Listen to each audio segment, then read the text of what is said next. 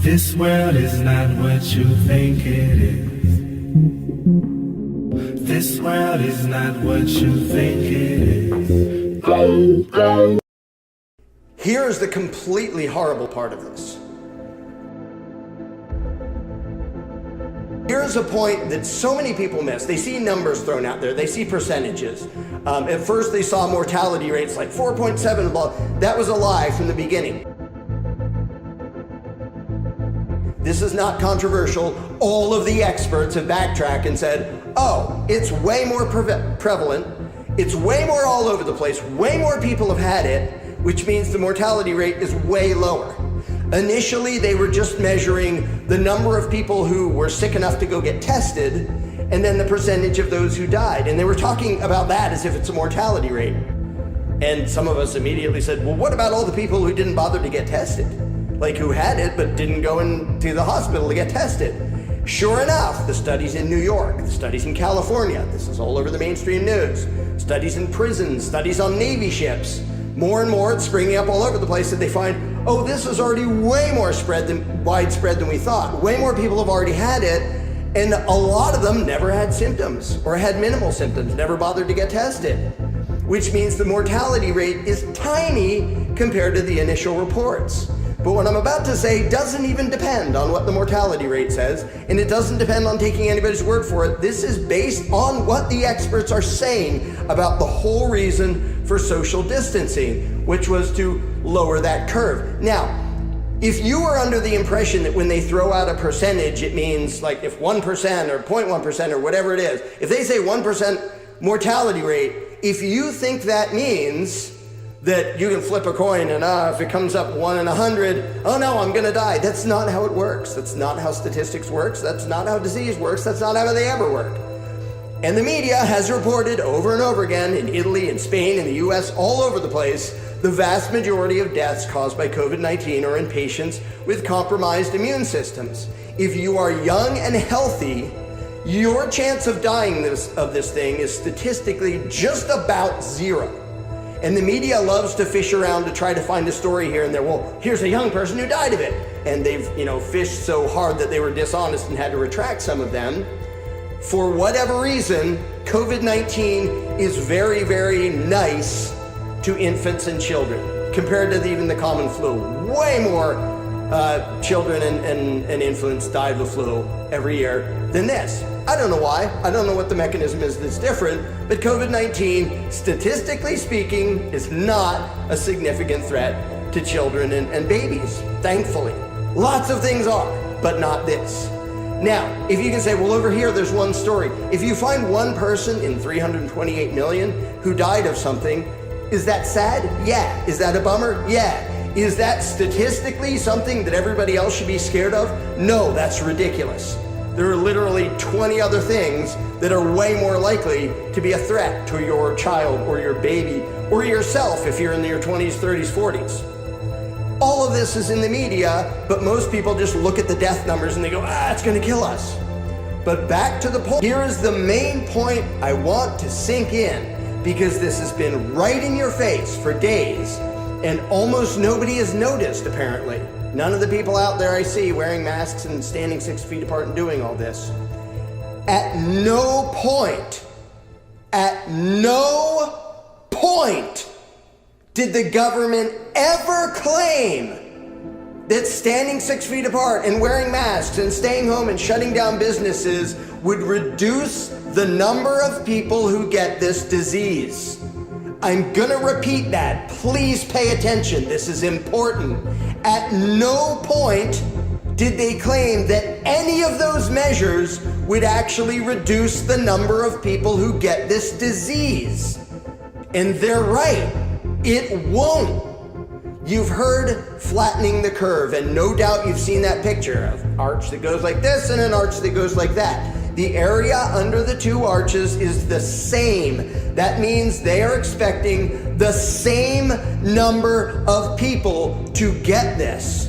All of those measures were designed only to slow down the rate of spread of the disease, not to actually limit the spread and how many people get it. When you see signs out there that said, help stop the spread of COVID-19, that is a lie. And every one of the experts has explained over and over again, the point here is not to stop the spread of this. That is impossible.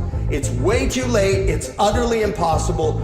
All of these measures from their own mouths, all of these measures were intended only to slow down the spread of it with the goal of not overwhelming hospitals. That was it. If you think you're wearing a mask so you don't get it, that was never why they said to wear a mask. After they said not to wear a mask, because they were all saying that first.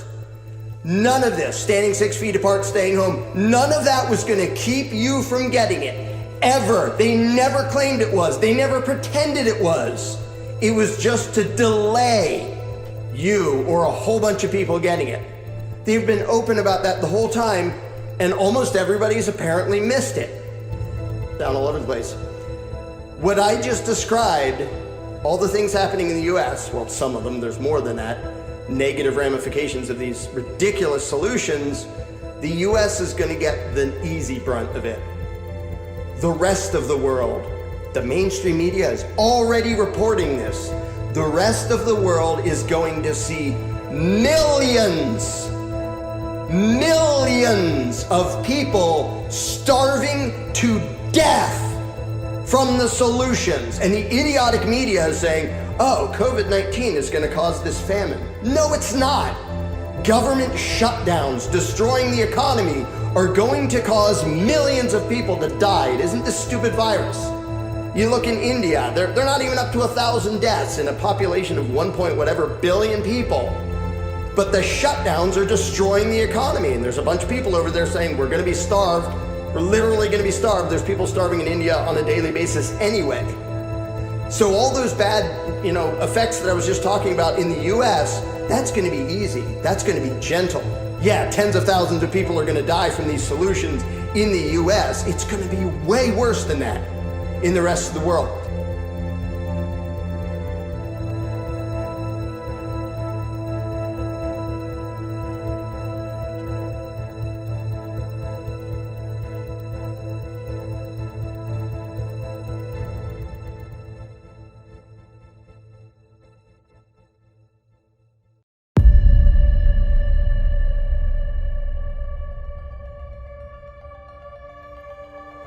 I'd like to start with a quote by Ronald Reagan. A lot of them obviously are very wise. Freedom is never more than one generation away from extinction. We didn't pass it to our children in the bloodstream. It must be fought for, protected, and handed on for them to do the same.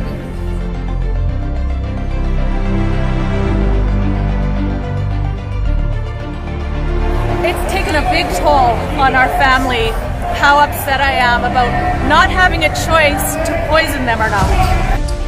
Now, 5G technology and its impact on our health, combined with an unprecedented invasion of our civil and constitutional rights,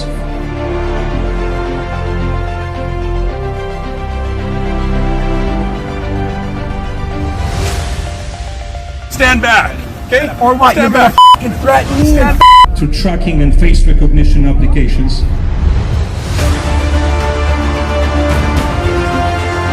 forceful vaccinations with chipping,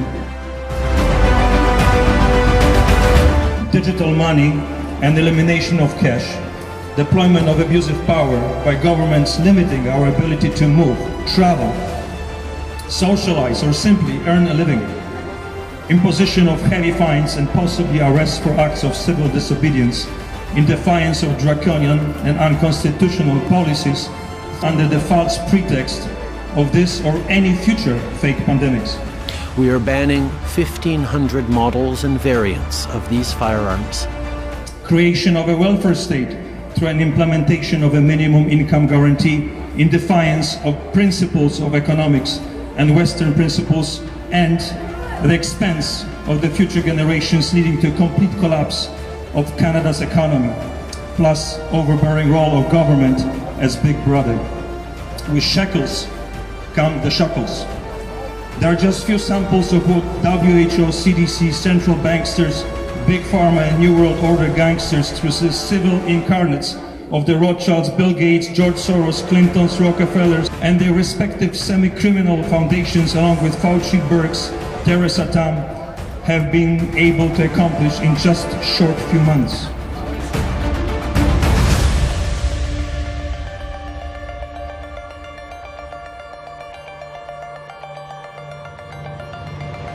This is not what's written in our constitution. We have a freedom of choice, no mandatory vaccines, open our cities. There is no justification for this lockdown. They're keeping liquor stores open and they lock BC parks. That doesn't make any sense. They couldn't do it alone.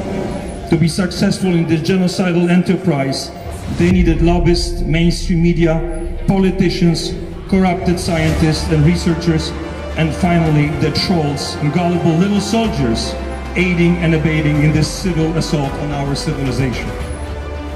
You could call them pawns or useful fools. A lot of them, equipped with intelligence and higher education, intentionally bought into the hoax and became globalist, very important, educated idiots aka propagandists. As Leonardo da Vinci once famously said, there are three classes of people: those who see when they are shown, and those who don't see. Normalcy only returns when we've largely vaccinated the entire global population. The blind ones are the enablers of this hoax. The criminals like Bill Gates, Dr. Fauci, Dr. Tam would not be able to accomplish anything if millions of us stood up against this genocidal abuse of power and authority. Either way, we all have become the victims, collateral damage, or cannon fodders. In this country, Justin Trudeau, a corrupted, uneducated, spoiled narcissist in pursuit of his shallow legacy that would obscure his pathetic inability to lead a nation, is aligning himself with Bill Gates, Al Gore, and other opportunistic, sleazy, evil profiteers pretending to heal the planet. Justin Trudeau, due to his limited intellectual ability to process information without his corrupted advisors like Dr. Tam, will destroy this country for the higher cause of saving the world.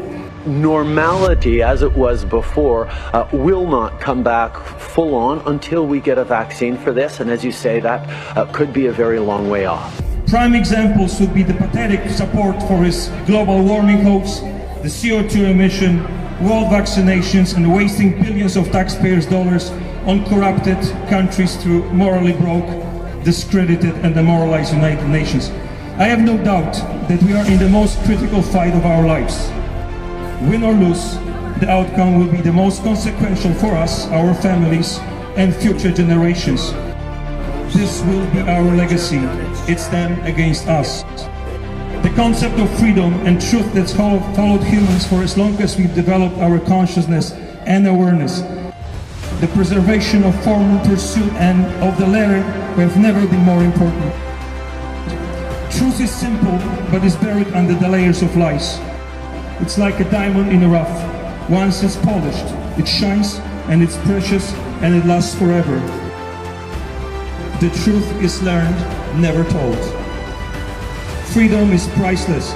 It comes without a fight. It's probably not a freedom.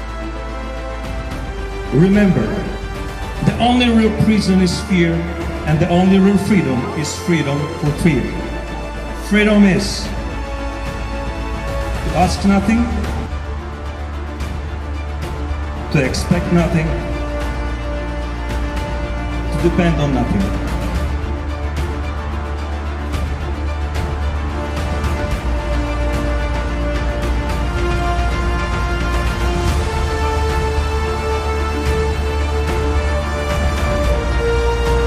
They're gonna lock you down, you lose your job, you lose your source of income, hopelessness, depression, separation. They get healthy people against healthy people. Now they want to force the vaccine. What is the vaccine? Who proved the vaccine? Some guy who can't even protect his Microsoft against virtual vaccine. Now he's claiming he wants to protect humanity from real virus. There is no such a thing.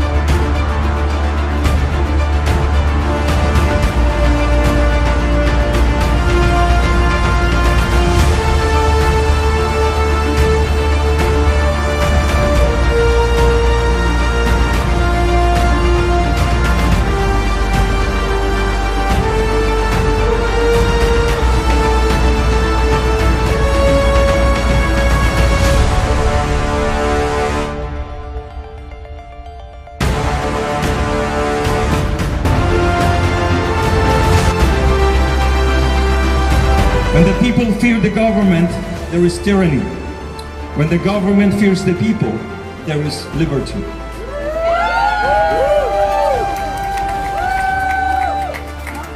They who can give up essential liberty to obtain little temporary safety deserve neither liberty nor safety. The only thing to fear is fear itself. That's right. So, for myself, I'd rather die free standing here than live in shackles on my knees.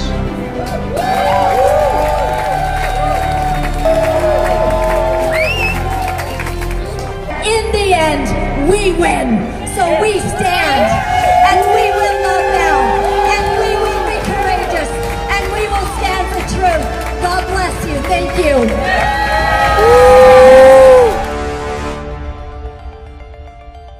This is the beginning. This is how it happened. This is what I heard from my grandparents, from my parents. This is the start of the dictatorship of authoritarian state. This can happen in Canada. So what is it? This is not Canada anymore. Speak up, people. Wake up. Do the right thing. Do the right choices. You have to. Your integrity. You have to. Whatever job you have to take the choice right now and be a good guy. Where are all the real men? Where are all the real men in the UK? With balls, with a backbone, with a bit of pride and self-respect, and dignity, and a respect for their own rights and freedoms, and those of their families and those of others. Why are men not standing up, calling this thing out, and resisting it in their mass numbers, as they should be?